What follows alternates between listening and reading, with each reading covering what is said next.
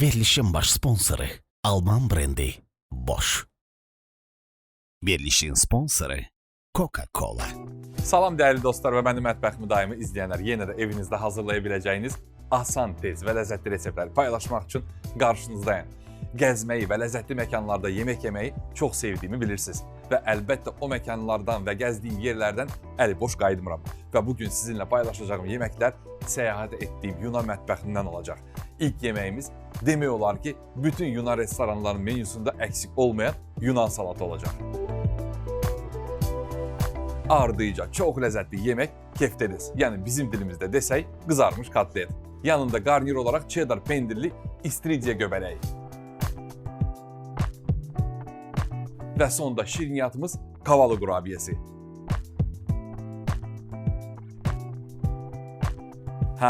Hazırsanız gəlin yaxın oturun ekrana, biz başlayırıq.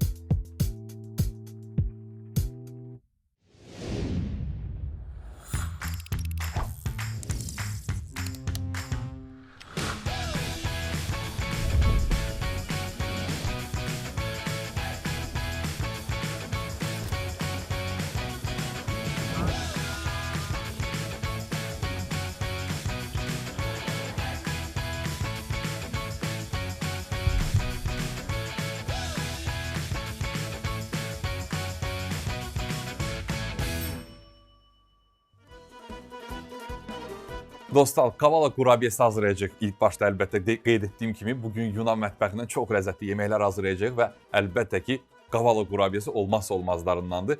Və bunun üçün mənə nə lazımdır? 1 stəkan badəm və 1 stəkan un. İlk öncə badəmi mən nə edəcəm? Blenderdan yaxşıca bir xırdalayacağam. Qeyd edim ki, 1 stəkan məndə 170 mg-lıqdır. Aşağı yuxarı un burada 100 qramdır. Badam isə 150 qram, 170 qrama yaxındır. Çünki bilirsiniz ki, badam unla qiyaslı, yəni eyni ölçülərdə olsa belə ağırdır. Yaxşıca bunu blenderdan üyüdürük, amma bir balca diri saxlayırıq.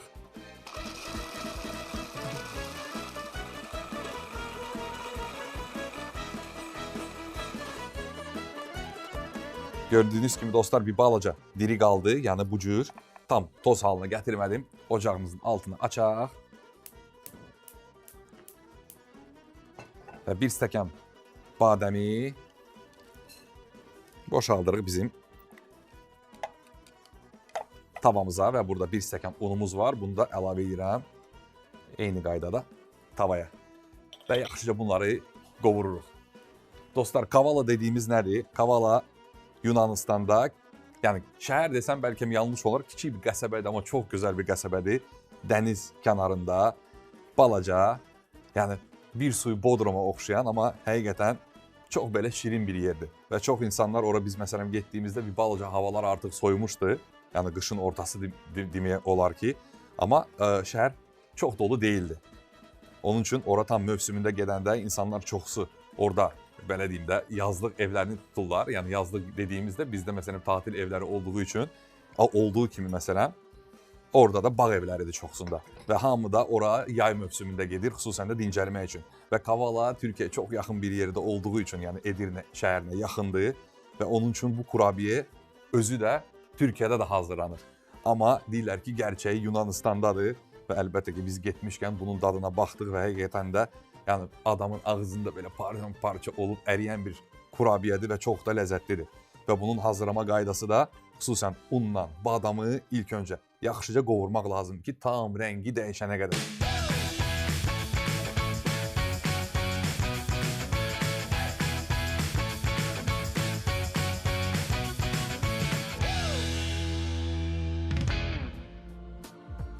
Çoxunuz bilir əlbəttə ki, amma bilməyənlər üçün deyim, biz bu verilişi əlbəttə ki, İstanbulda çəkirik və İstanbuldan kimi xəritə ilə arası yaxşı deyil, yəni geografiya ilə arası yaxşı deyil, coğrafiya ilə. Yəni bilsin ki, Türkiyə, Yunanistan çox yaxındır. Yarım saatlıq məsafədir İstanbuldan. Demək olar ki, yəni 1 saat içində siz sərhədi keçirsiniz və Yunanistana daxil olursunuz. Əlbəttə ki, Bolqaristan da çox yaxındır. Həmən 1 saat 10 dəqiqə hər iki sərhəd çox yaxındır İstanbula. Və onun üçün əgər ki, sizin əlbəttə ki, vizanız varsa, xüsusən də Schengen vizanız, siz bu sərhədi rahatlıqla keçə bilirsiniz və Yunanistanı qəşəng gəzə bilirsiniz. Eyni qaydada da Bolqaristan üçün keçərlidir. və hətta öz avtonəqliyyatınızla da keçə bilərsiniz o tərəfə. Gəzib bir gün qəşəngcə o yaxın şəhərləri gəzib geri qayıda bilərsiniz və çox da ləzzətli yemək yeyə bilərsiniz. Xüsusən də dəniz məhsulları və köftələri həqiqətən çox gözəldir. Bilirsiniz ki, Türkiyədə ümumiyyətlə köftə çox sevilən, biz kotlet deyirik, burada köftə deyirlər, çox sevilən yeməklərdən, yəni əsas yeməklərdən biridir. Xüsusən də yol üstündə də məsələn Tekirdağdan keçirsiniz, Edirnədən keçirsiniz və hər bir yerin, yəni Türkiyənin içində köftəsi məşhurdur. Amma mən sizə deyim ki, həqiqətən yəni bu yerlərdə köftə yemək dəyər və doğrudan da çox ləzzətlidir. Yunanistanda da bambaşqa bir ləzzətdədir və əlbəttə ki, mənə çox maraqlı oldu bu necə hazırlanır ki, ət bu qədər yumuşaqdır və bu qədər ləzzətlidir. Və əlbəttə ki, bunun da reseptini mən sizinlə bugün paylaşacağam. Yəni qeyri-adi bir şey yoxdur. Hər bir şey keyfiyyətdən asılıdır. Gözəl ət varsa, gözəl dadlı yeməkdə mütləq alınacaq. Gördüyünüz kimi yavaş-yavaş qovururuq, yavaş-yavaş unun rəngi dönməyə başlayır. Unun rəngi dönənə qədər biz bunu tez-tez qarışdırırıq. Qaşığımızı bura qoyaq. Altını bir balaca alıram ki, yanmasın. Yavaş-yavaş mikserimi hazırlayayım.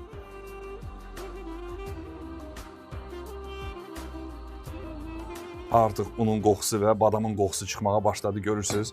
Yavaş-yavaş unun rəngi də döndü. Tam olaraq altını bağlayıram çünki tava istidir. Hələ tavanın istisində bunu yaxşıca çevirirəm ki, artıq yavaş-yavaş bu qarışım soymağa başlasın. Tam istədiyim rəngi aldım. Görürsünüz, bir balaca darçına bənzər bir rəngi var. Biraz darçından açıq. Tam da bu rəngə gəlməlidir. Unla badamın qovrulması. Əla. Arada tez-tez çevirim ki, alt tərəf hələ də istidir ki, unumuz yanmasın. Əla. Unumuz hələlik burada. Yavaş-yavaş soysun. Biz digər ərzaqları qarışdırmağa başlayaq. Bunun üçün də artıq mikserim hazırdır. Burada dostlar unumuz var. Bu unumuz hələlik qalsın burada. 3 stəkan unumuzdur. Yavaş-yavaş əlavə eləyəcəyik. 1 ədəd yumurta, 200 qram kərə yağı. İlk öncə bunları qabımıza əlavə eləyək. Yardımcı spatula vasitəsilə 200 qram kərə yağımızı əlavə edirik. Kərə yağı xüsusən otaq temperaturunda olmalıdır. Yarım stəkan bitki yağı, zeytun yağından istifadə edə bilərsiniz. 1 ədəd yumurtanı əlavə elədim. Burada qabartma tozu var. 1 paket və 1 paket şəkər vanilin. Bunları da əlavə elədim. Şəkər pudrası 1 dolu stəkan. Qeyd etdiyim kimi bu 1 dolu stəkan aşağı-yuxarı 110 qram eləyir. Və burada unumuzun bir parçasını əlavə edirəm. Çox az hissəsini, ələkdən keçmiş undur. Və baxaq görə bizim buradakı unumuz nə vəziyyətdədir. Artıq buradakı unumuz da yavaş-yavaş soyuyur. Duz da götürüm yanıma ki, bir çimdik duz əlavə eləyeyim.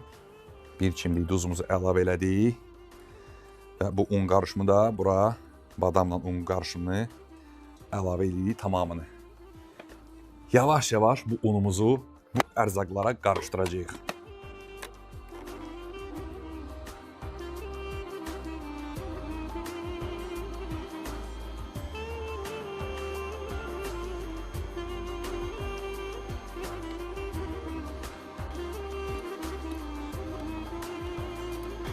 Unun tamamını əlavə elədim. İndi gözləyirəm ki, bütün bu ərzaqlar bir-birinə qarışsın və toplanmış, gözəl bir, özlənmiş bir xəmir əldə edeyim. Əlbəttə ki, ərzaqların tamamı yaxşıca qarışmalıdır.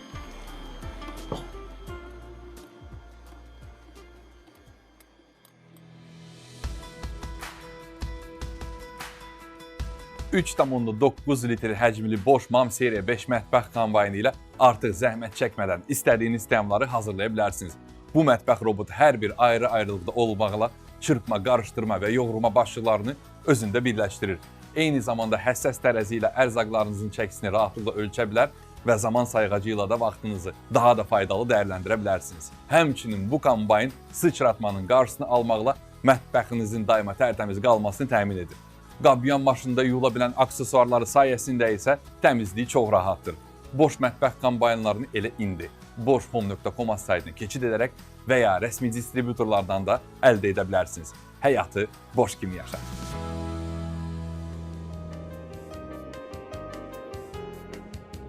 Gördüyünüz kimi dostlar, özlənmiş, çox gözəl bir, özləşmiş bir xəmir əldə elədik.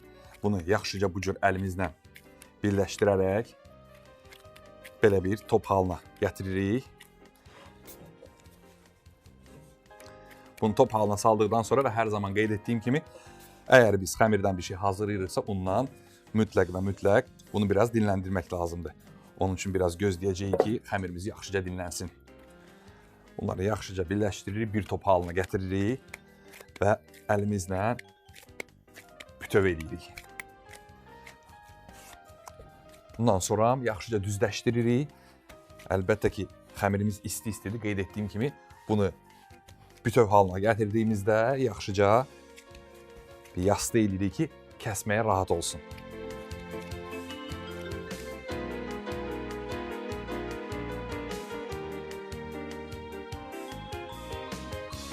Belə bir mərdanə götürdüm və əlbəttə ki, bişirmə kağızı bunu yaxşıca ilk öncə əlimizdən, daha sonra yayaraq gözəl bir, aşağı-yuxarı bir 3-4 santim bir qalınlıqda yayırıq.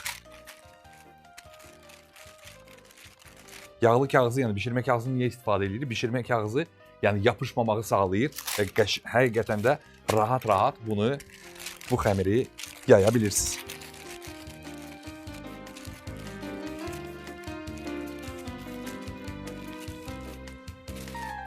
Əla, yavaş-yavaş gluten də öz işini görür. Xəmirimiz də istədiyimiz kimi yayıldı. Bişirmə kağızını qoyaq burada. Bunu daha sonra istifadə edəcəyik. Burada dursun. Qurabiyə xəmirimiz hazırdır. Eyni qaydada, eyni qalınlıqda mən bunu yaxşıca yaydım. Sıra gəldi çatdı bunu şəkilli kəsmək. Yəni bunu əslində belə deyim də, qəliblə eləyiblər, amma ev şəraitində əgər qəlibiniz yoxdursa, bunu necə eləyəcəklər mən sizə göstərim. Bunu ilk başda düzgün bir şəkildə bu cür kəsək.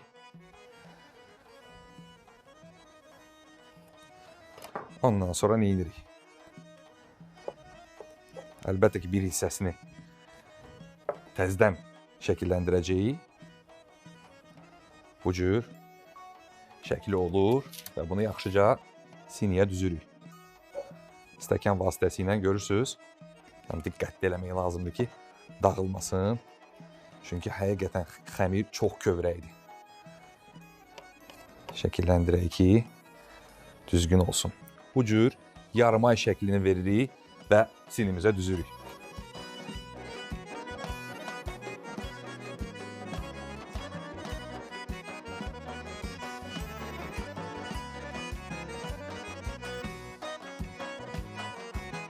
Bu xəmiri də eyni qaydada yenə də bütöv eləyirik, daha sonra yayacağıq. Amma ki, bunu etmədən öncə əlbəttə ki, sobanı açaq, gətirək 170 dərəcəyə qədər isinsin. Ta ki, biz işləmi bitirənə qədər. Qeyd etdiyim kimi, yaxşıca bütün bu qırıntıları da bütöv hala salıb, eyni qaydada xəmirimizi yenə də yayırıq. Əslində, bu xəmiri dondura da bilərsiniz. Yəni, istədiyiniz zaman çıxardıb, bunun donunu açıb yenə də qurabiyə hazırlaya bilərsiniz. Amma ki, əgər balaca bir xəmiriniz qaldısa, məncə onu da dəyərləndirmək lazımdır. Yenə də eyni qaydada bunu yaxşıca yayırıq.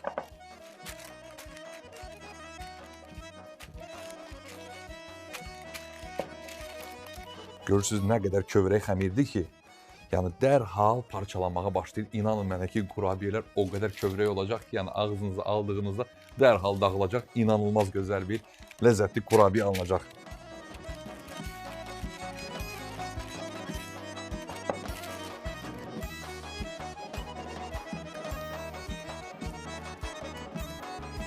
Önəmli olan xəmir bir-birinə yapışsın ki, biz stəkanla bunu şəkilləndirdiyimiz zaman görürsünüz, yəni dərhal yarım ay şəklində gözəl kurabiyələr alınır. Gördüyünüz kimi kurabiyələr doğrudan da çox ləzzətli görsənir, amma hələ ki pişməyib. Bunu göndəririm 170 dərəcədə aşağı yuxarı 30-32 dəqiqədə orada qızarsın. Sobamız artıq isindi. Burada yaxşıca bişsin. Boş seriya 8 sobalarıyla istənilən təamı rahatlıqla hazırlayın. Avtopilot 10 ilə tədqiq edilmiş bu sobalarda əvvəlcədən təyin edilmiş hazır bişirmə proqramları sizi əsl şefə çevirəcək. İngrediyentləri hazırladıqdan sonra o müvafiq proqramdan birini seçin və yeməyin çəkisini əlavə edin. Borş sobası avtomatik olaraq geri qalan hər şeyi müəyyən etsin. Sizə isə sobadan hazır yeməyi çıxarmaq qalsın. Borş sobalarını elə indi borshome.com saytına keçərək və ya rəsmi distributorlardan da əldə edə bilərsiniz. Həyatı borş kimi yaşa. Qeyd etdiyim kimi dostlar, çox gözəl bir Yunan küftəsi hazırlayacağıq, yəni Yunan kotleti. Bunun üçün də burada 400-800 qram arasında qıyma götürə bilərsiniz. Yəni mən burada dana qıyması ilə quzu qıymasını qarışdırdım. Yəni aşağı-yuxarı bir 400 qram əgər dana qıyması varsa, bir 200 qram quzu qıyması lazımdır. Orada əlbəttə ki, bunu quzu qıyması ilə qarışdırmırlar. Biz halal olan məkanlarda yeməyə çalışdıq. Haradakı quzu ilə dananı qarışdırılır, amma çox yerdə əfsuslar olsun ki, donuz ətini qarışdırırlar. Mən də onu yemirəm. Və başlayaq içindəki olan ərzaqlardan. Əslində ərzaqlar çox sadədir dostlar. Burada belə bir, burada galet onu deyirlər, yəni çörək qırıntısıdır. Çörək qırıntısını əlavə edirəm bura. Aşağı-yuxarı bir yarım stəkan. Biraz süd var burada. Bunu yəni tam yarısını əlavə eləyəcəm. Əlbəttə ki, yoğura-yoğura baxacağıq. Amma ilk öncə nə etmək lazımdır? Soğanı, bir ədəd qırmızı soğan, xüsusən də qırmızı soğandan istifadə edirlər dostlar. Yəni bunu özəlliklə sordum. Çünki həqiqətən soğanın fəraqlığı bambaşqa idi. Yəni qırmızı soğan istifadə elədikləri üçün bu cür gözəl bir dad vermişdi köftələrə. Və göyərtlərdən də bu qədər nanə və cəfəri kifayət eləyəcək. Bunu da əlavə edirəm qabımıza, sapı ilə bərabər ki, burada yaxşıca blenderdan bunların hamısını suyu çıxana qədər keçirək. Bu cür bunu yaxşıca sıxışdırırıq blenderımıza və əlbəttə ki, 2 diş sarımsaq. Əla. Qapağını bağlayaq və yaxşıca bunu pürə halına gələnə qədər üyüdək.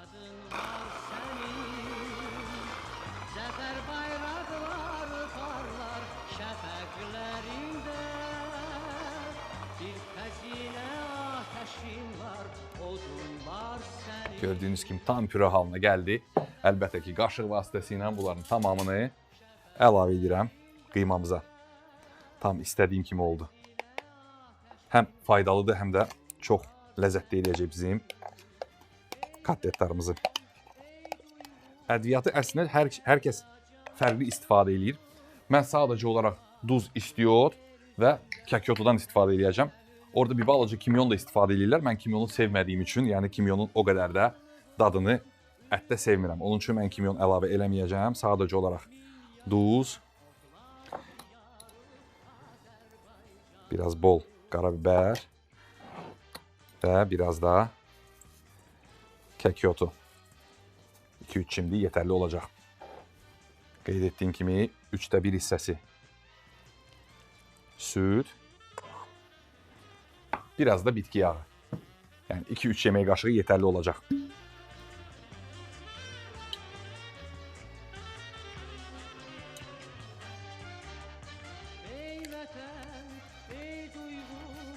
Və bu qıymanı yaxşıca əlcək vasitəsilə qarışdırırıq. Bütün ərzaqlar bir-birinə yaxşıca qarışsın.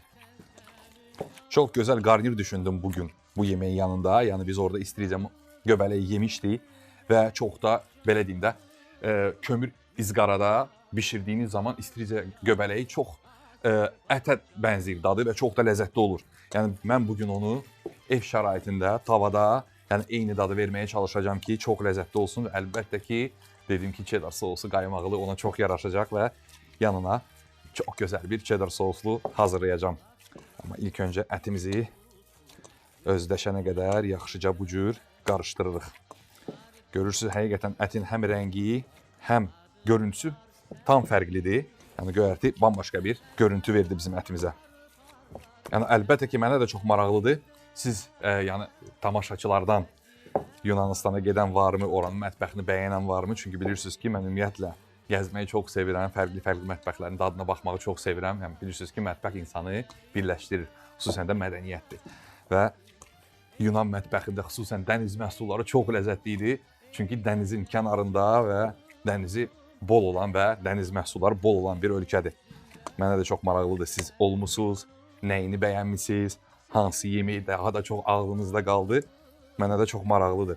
Və xüsusən də Məsələn, Türkiyədə istiridye mantarı deyirlər, istiridye göbələyi deyirlər.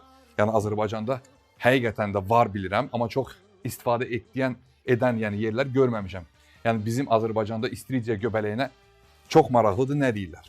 Yəni rusca bilirəm adını, amma mənə maraqlıdır ki, Azərbaycanda istiridye göbələyini, çünki hər bölgəyə görə adlar bilirsiniz ki, dəyişir. Məsələn, ıspanaq bunun bariz örnəyidir. Bəzi yerlərdə ıspanaq deyirlər, bəzi yerlərdə şomu deyirlər. Onun üçün mənə çox maraqlıdır istiridye göbələyi nədir? Azərbaycanca onun adı, əgər bilirsinizsə, mənə də özəldən yazsaz və yaxud da yorumlarda yazsaz çox maraqlı olar. Ətimiz hazırdır. Yaxşıca yoğurduq. Gördüyünüz kimi tam bir özləndi. İndi yanıma bir su hazırlayayım ki, bunları yaxşıca köftə halına gətirək. Bu cür su qoyuruq yanımıza, əlimizi isladırıq. Oradakı küftələr əslində yuvarlaq şəkildə olur. Kotletlər yuvarlaq şəkildə olur və çox da iri olmur. Yəni mən ona bənzər çox yuvarlaq etməyəcəm. Bizim alışdığımız kotlet şəklində eləyəcəm. Amma gördüyünüz kimi, yəni çox iri də deyil, çox xırda bu şəkildə bir köftələr olur. Bunları da yaxşıca formalaşdırıb qabımıza düzürük. Mən 800 qram qıymadan hazırladım. Yəni 800 qram qıymadan mən 600 qram dana qıymasından, 200 qram da quzu qıymasından istifadə elədim. Yəni aşağı yuxarı 80 qramdan bu cür kotletlər eləyirik. Formalaşdırırıq və əlimizlə şəkil verib qabımıza düzürük. Əlimizi də niyə isladırıq? Yəni həm islada bilərsiniz, həm də ki yağlaya bilərsiniz, fərq eləmir. Şəkil vermək üçün rahat olsun. Mən düşünürəm ki, kotlet sevməyən yoxdur, amma ləzzətli kotlet resepti hər kəs axtarır və əlbəttə ki, anamızın kotleti qədər ləzzətli kotlet ola bilməz, buna əminəm. Amma bilirsiniz ki, fərqli mətbəxlərdə, fərqli adlarla dəyişsə belə fərqli ləzzətli yeməklər olur. Onun üçün bu yeməyi də həqiqətən çox marağımı çəkdi və mən də sizinlə bunu reseptini paylaşmaq istədim ki, Yunanistanda da kotletləri bu cür edirlər və həqiqətən də dostlar çox dadlı olur.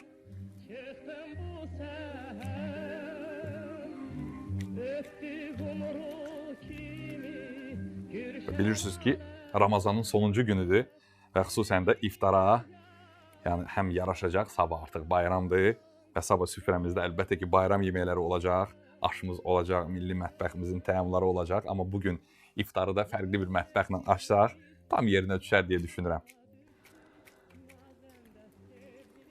İftarın ilk həftəsində əlbəttə ki, Türkiyəmizin çox gözəl, ləzzətli reseptlərindən hazırlamışdıq. Hamımızın sevdiyi mərci şorbası, əlbəttə ki, çox gözəl təamları idi.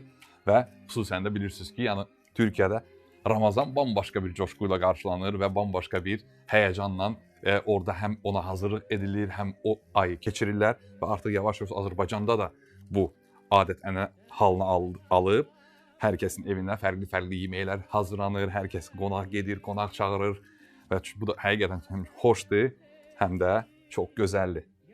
Yəni bütün bayramlar əslində insanları birləşdirirsə, qohumlar birləşdirirsə, həqiqətən gözəldir.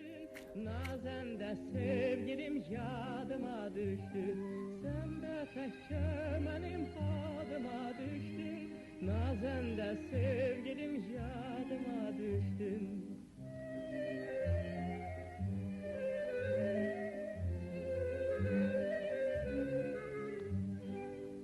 Sənsiz dağ döşünə çıxdım bu səhər, öpdü qumru kimi. Tavamızı ocağa qoyduq. O da o deməkdir ki, yavaş-yavaş qızartmağa başlayırıq və əlbəttə ki, heç bir yerə heç bir şey sıçramasın deyə belə bir bişirmə kağızı qoyuruq. Biraz zeytun yağı, biraz da kərə yağı əlavə edəcəm. Bişirmək üçün bitki yağından istifadə edə bilərsiniz. Biraz bol edəcəm ki, bizim kotletlər yaxşı qızarsın. Biraz da bol kərə yağı, çünki bunun sirri həqiqətən kərə yağıdır. Yəni kərə yağı hansı bir şeydə kərə yağında qızararsa, yəni hər bir şey çox ləzzətli olur. Onun üçün kərə yağı ilə bitki yağını yaxşıca qarışdırırıq. Və önəmli məqamlardan da biri, bu köftələri qızartmadan öncə bir balaca bu cür hər bir tərəfini çörək qırıntısında yaxşıca bulayırıq. Bu da nə üçündür? Həm dad verir köftəyə fərqli, həm görüntü, həm də ki küftələrimiz əti içində sulu-sulu qalır. Bunları hər bir tərəfdən bu şəkildə yavaş-yavaş tavamıza düzürük. Bu çörək qırıntısını yəni dükandan da ala bilərsiniz, özünüz də hazırlaya bilərsiniz. Yəni bayat bir çörəkdən istifadə edə bilərsiniz hətta. Yəni əgər qırıntı yoxdursa, yəni bayat çörəyi yaxşıca blenderdan keçirirsiniz, yəni quruduqdan sonra və əlbəttə ki alın sizə çörək qırıntısı. Yəni çörəyi atmırıq. Hətta müəssisələrdə belə biz məsələn çalışdığımız restoranda və ya oteldə çörəkləri atmırıq. Ya burada heyvan barınaqları var, yəni düşərgələri hansı ki heyvanlar orada məskunlaşır, yəni ya ora göndəririk ya da ki özümüz onlardan çörək qırıntıları hazırlayırıq. Tam da onu deyəcəyinizi düşünərəkdən əlbəttə ki bu bizim analarımız, nənələrimiz bunu hər zaman edir, amma əlbəttə ki bilməyənlər də var. Əgər bilmirsinizsə sizə də bir fikir olsun. Bunları yaxşıca gördüyünüz kimi bulamacı eləyirəm. Vam alovda. Bu da çox önəmlidir ki, həm möhürlənsin, çox da düşük olmasın, çox da alovumuz yüksək olmasın. Vam alovda yaxşıca hər bir tərəfi qızaracaq şəkildə küftələrimiz, yəni kotletlərimiz qızarsın. Bu arada kurabiyemizin də zamanı yaxınlaşdı, əlimizi yuyaq. 32 dəqiqə tam tamına geçdi. Əla, tam istədiyim kimi. Gözəlliyə baxın dostlar. Bunun da önəmi olan nədir? Yəni bu tünd rəngsi yanıltmasın. Bunun önəmli olan məqamı, bunu tam belə deyim, orta məqamda bişirmək. Yəni çox yanmasın və çox da belə deyim, çiğ olmasın. Çünki çiğ olsa bayat qalar, yəni tez bayatlar. Onun üçün yəni bu bişirmə yöntəmi çox önəmlidir. Yavaş-yavaş kotletlərimizi qızartmağa davam edək. Görürsünüz. Və bunu aramla bişirəcəyik əlbəttə ki. Yavaş-yavaş kotletlərimiz qızarana qədər mən mantarı, yəni istiridye göbələyini yanıma gətirim. Türkiyədə bilirsiniz ki, göbələk mantar deyirlər. İstiridye göbələyimi artıq yanıma gətirim və onun da qızartmağına yavaş-yavaş başlaya bilərik deyə düşünürəm. İlk başda görürsünüz kotletlər bir üzdən. Yəni bu çörəyin lazım olan səbəbi elə budur ki, bu cür gözəl küftələrimiz qızarsın, yəni kotletlərimiz qızarsın. Görürsünüz necə gözəl qızarır. Onun üçün alovu da orta tuturam ki, yanmasın. Əla. Tam istədiyim də budur. Bilirsiniz ki, dostlar, yəni istiyinin kontrollü bir şəkildə yeməyə yansıtmaq çox önəmli bir şeydir. Yəni bu həqiqətən yeməyin dadına çox böyük təsiri var. Yəni ortanı açdıq, ortaya da açılan yerə kotletlərdən düzək. Heç bir şey israf eləmirik. Hələ qalan çörək qırıntısını da israf eləmirik. Yəni bunların içində də batırırıq ki, tam olaraq yetərli olacaq. Və bu məqamda da nə edirik? Qapağını bağlayırıq ki, qapağın altında vam alovda yavaş-yavaş içi də qızarsın.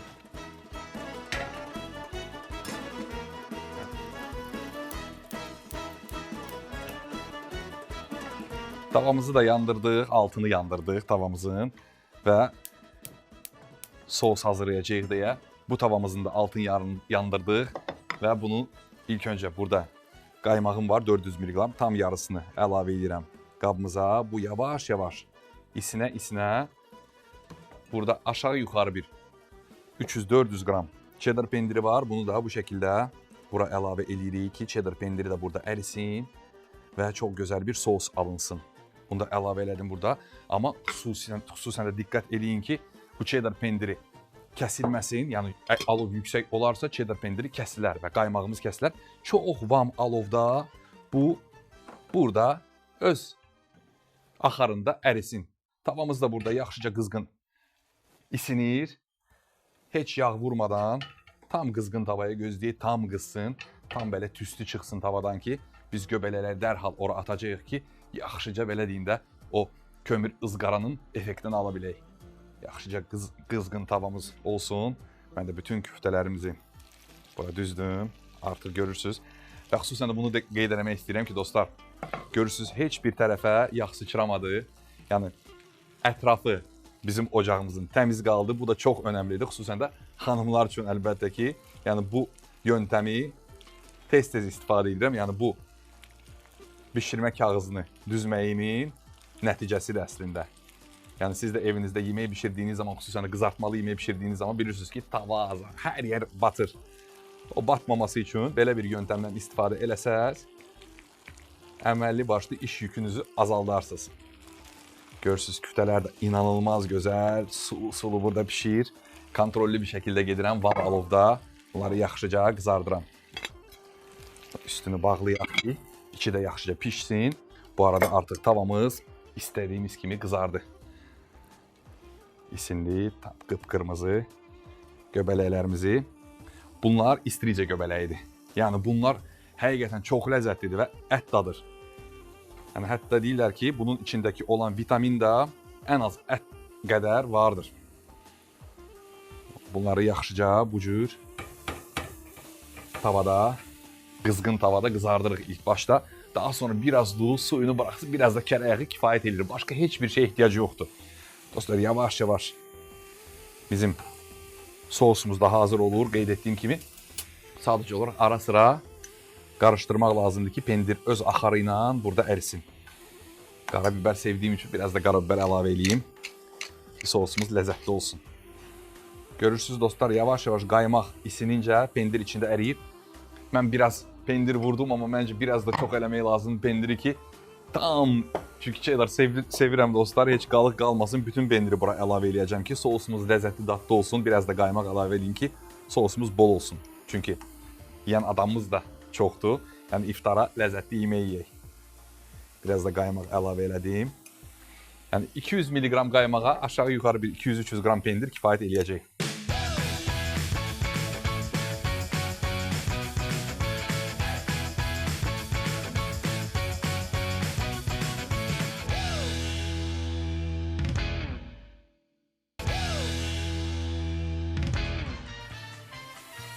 Bunu bir balaca uzun qovurmaq lazımdır, qızartmaq lazımdır. Tam suyu çıxsın. Suyu çıxartmaq üçün nə etmək lazımdır? Əlbəttə ki, duz vurmaq lazımdır. Hələ burada yer də açıldı. Məncə 1-2 dənə də göbələk bura qoymağın tam yeridir. Çünki tavamız qızğındır. Biz də vaxtımızdan, necə deyərlər, səmərəli istifadə edirik. Hər zaman deyirlər, hər zaman məndən də soruşurlar ki, yəni göbələyin duzunu öncədən atırlar, yoxsa sonradan atırlar. Dostlar, bu hər bir şey siz nə əldə eləməyinizlə bağlıdır. Əgər ki, siz sup eləyirsinizsə və o məqam gəldi ki, göbələyin suyu buraxmalıdır, o zaman dərhal suyunu vurmaq lazımdır. Yəni duzunu vurmaq lazımdır ki, suyunu buraxsın. Amma ki, yox, əgər mənim kimi qızardırsınız, məsələn, bu məqamda mən istəyirəm göbələk suyunu buraxsın, tam-tamını vurusun ki, kərə yağını əlavə edeyim. Eyni qayda bütün ərzaqlar üçün keçərlidir əslində. Əgər siz duz vursanız, dərhal suyunu buraxacaq. Amma ki, əgər ki, quru-quru o göbələyi belə qızardırsınız mangalda, onu yemək istəyirsinizsə, o zaman kərə yağı bir balaca qoyacaqsınız üstünə, yaxşıca qızardacaqsınız göbəli. Ən sonda artıq hazır olmağına yaxın duzunu gəzdirəcəksiniz və göbələyiniz hazır. Sosumuz da yavaş-yavaş, görürsünüz, pendir əridikcə qaymağın içində hazır olur. Arada da vay. Kotletlərimizi də kontrol edək. Bəh. Tavamızın qapağını da bağlayırıq. Tamam alıram yenə. Pendir sosumuz da gördüyünüz kimi artıq hazır olur. Bunu da tam alova alıram. Rəngə və tekstura baxın. Görürsünüz necə gözəldir. Artıq parlaq tekstur və rəng olmağa başlayır. Göbələyə də qaçırmayaq. Yəni bütün 3 işi kontrollü bir şəkildə davam elətdiririk. Görürsünüz göbələk nə qədər azaldı həcmdə. Göbələyin kərə yağını vurmağın tam zamanıdır. Biraz bol kərə yağı hər bir tərəfə gələcək şəkildə, hər bir göbələyin üzərinə gələcək şəkildə əlavə edirik ki, kərə yağını yavaş-yavaş canına çəkməyə başlasın. Görürsünüz, yəni krem qaymağı və cheddar pendirini vam alovda, qeyd etdiyim kimi bu çox önəmlidir dostlar, vam alovda əridə bu cür bir sos alınır. Yəni bunu burgerdə istifadə edə bilərsiniz. Fərqli yeməklərin yanında makaronla çox ləzzətli olur. Mən bugün bunu göbələyin yanında, yəni istilicə göbələyin yanında istifadə edəcəm və əlbəttə ki, yanında da küftə olacaq. Bizim kotletlərimiz. Əla. Sosumuz da demək olar ki, hazırdır. Altını bağlayıram. Kərə yağını hər bir tərəfə gələcək şəkildə kontrollü bir şəkildə sürtürük. Vam alova alıram ki, yavaş-yavaş artıq göbələklə burada dəmlənsin. Sosumuz hazır, göbələyimiz hazır, küftələrimiz yavaş-yavaş qovrulur. Sıra gəldi çatdı salata. Qeyd etdiyim kimi, Yunan restoranlarının menüsündə əksik olmayan, çox gözəl ərzaqlarla hazırlanan bir salatdır. Bunun üçün mənə lazım olacaq pomidor, xiyar, biraz acı biber götürdüm, biraz da şirin biber, yəni bir ədəd acı biber tam olaraq kifayət eləyəcək. Əlbəttə ki, əgər acı sevirsinizsə. Mütləq və mütləq limon, bunlar hələlik burada dursun və qırmızı soğan. Bunları yaxşıca bir bütöv şəklində doğrayıram. Əlbəttə ki, pendir və zeytun ən son. Bunları yaxşıca qarışdıracağıq.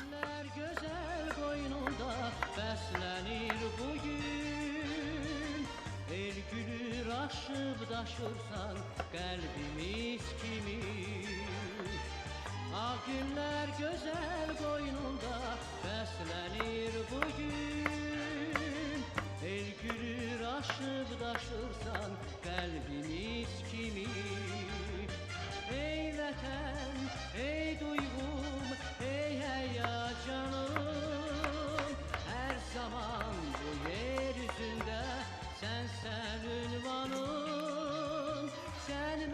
Bütün ərzaqlarımızı yaxşıca doğradıq. Gördüyünüz kimi soğan yarım ay şəklində doğradım. Digər bütün ərzaqları biraz iri doğradıq. Çünki Yunan salatı üçün lazım olan elə budur. Bütün ərzaqlar bir balaca bizim alışdığımızdan daha böyük doğranır.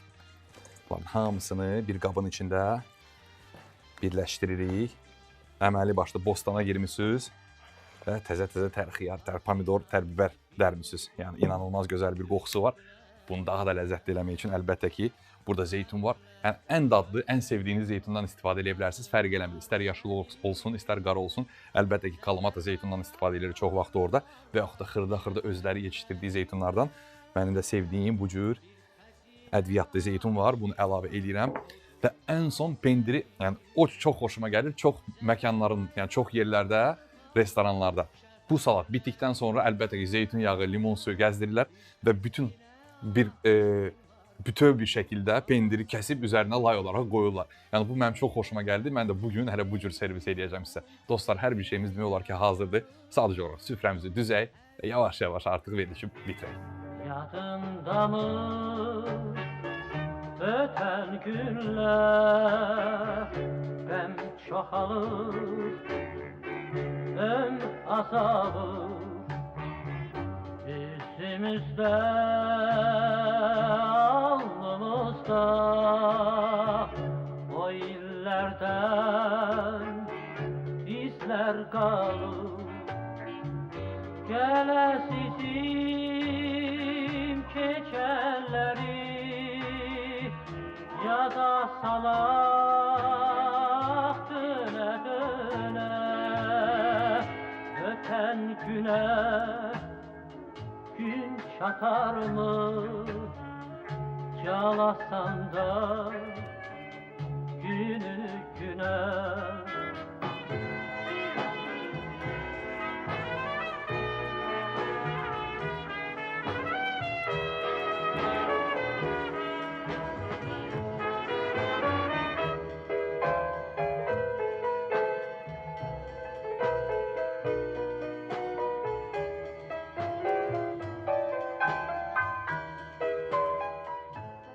Verilişin sponsoru Coca-Cola. Doğmalarımızın ətrafında keçirdiyimiz hər an həyatımıza yepyeni duyğular gətirir. Ailə üzvlərinin iftar süfrəsi arxasında toplayan dəyişilməz dadı isə illərdir Coca-Cola'dır. Coca-Cola məhsul çeşidləri hər zövqü oxşayaraq, kiçikdən böyüyədək hər kəsin sevimlisinə çevrilir. Ramazan bayramında süfrələrimizin qonağı olub. Hər kəsin ürəyinə yol tapan bu məşhur dadla siz də özünüzü və yaxınlarınızı sevindirin. Bayram süfrələrinizi Coca-Cola ilə bəzəyin. Çünki əsl möcüzələr Coca-Cola ilə başlayır. Dostlar, bugün de iftara size çok güzel bir menü hazırladım. Yunan mətbəxindən gördüğünüz kimi gerçekten birbirinden lezzetli bir təamlar hazırladım. Hem Yunan salatı olsun, hem de ki gördüğünüz kimi istiridye göbələyindən qəşəng bir dənə köftə, yanında da cheddar pendirli sos hazırladım. Həqiqətən də inanılmaz görsənir və belə deyim də yanında göyərtisi əlbəttə ki olmazsa olmazıdır. Kavala kurabiyesi tam tamına bu ləzzətlərdən sonra məncə tam yerinə düşdü. Xüsusən də istərsəniz qəhvə ilə, istərsəniz də çayla tam yerinə düşdü. Çox ləzzətlidir dostlar. Məncə artıq bu məqamda tam sizinlə vedalaşa bilərəm, amma əlbəttə ki vedalaşmadan öncə sabah Ramazan bayramında hər birinizi ürəkdən təbrik eləmək istəyirəm.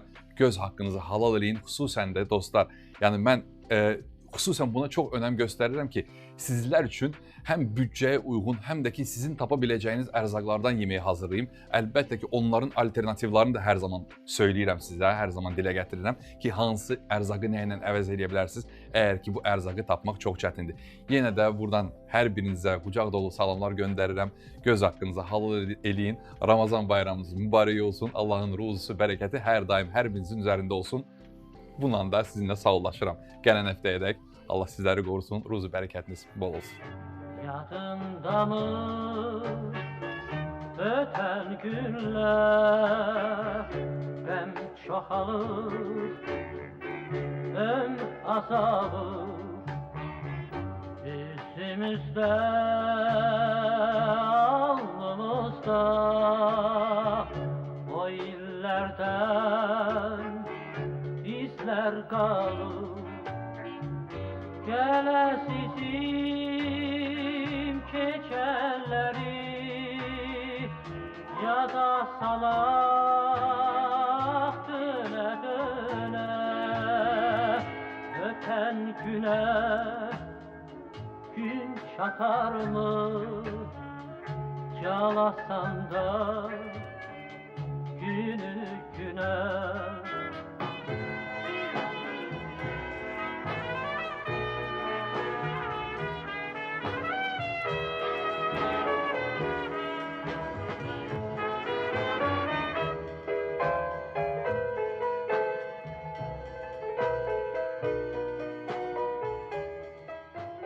Verilişin baş sponsoru Alman brendi Bosch. Verilişin sponsoru Coca-Cola.